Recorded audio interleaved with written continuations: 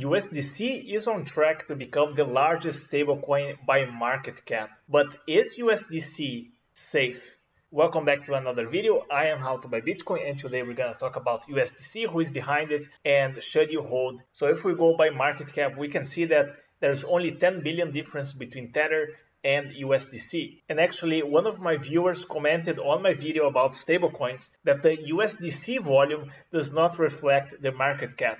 And that's a very good point. And I want to show you this because the difference is dramatic. So if we rank here by volume, USDT is by far the most used stablecoin. And USDC comes way behind at 5 billion and BUSD at 4 billion. So the volume of USDC is 10% of the market cap, while on USDT and BUSD, it is much higher. So what does that mean? Does it mean that USDC is not safe? It is a fraud? Well, this very recent article may shed some light into what's behind USDC. So we're gonna listen to the Circle CEO. Circle is the company behind USDC, and a completely different point of view saying that USDC could collapse at any moment. So the Circle CEO, Jeremy Allaire, says that Circle is in the strongest position it has ever been financially. And that's a very big statement because we're going to see that they actually are making losses. He also shared recent reports on transparency and trust audits, as well as on the state of USDC's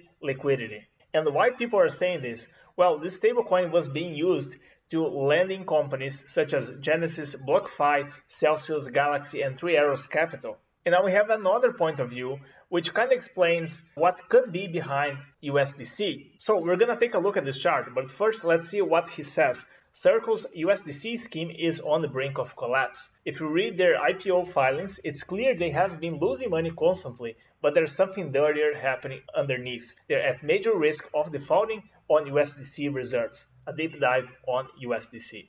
So let's open this and alright, that's better. So Circle had a 500 million loss on the first quarter in 2022.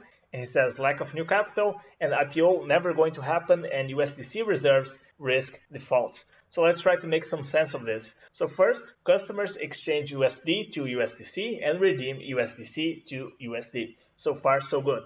Circle taps Signature Bank as leading partner for USDC reserves. Alright, all good. So in the second step, Circle loses money to pump USDC market cap. So in the beginning of the video, I mentioned the market cap because of this.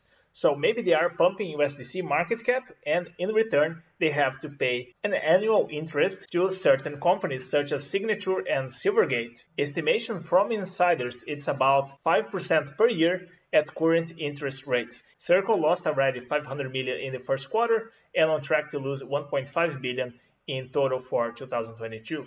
Third step, USDC reserves invested and recycled into Signet. Signature and Silvergate offer respectively Signet and SEM. These products are private platforms that connect hedge funds and banks to move USD among themselves, basically an aquarium for traders.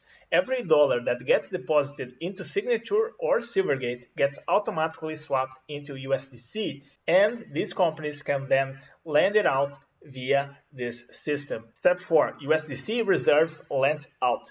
Since Signature and Silvergate are banks, they can leverage their reserves and perform fractional reserve, and they are encouraged to lend out USDC in search of yields to keep inflating Circle market cap. Circle also uses an offshore Bermuda company to provide a USDC lending facility to avoid US controls and disclosures.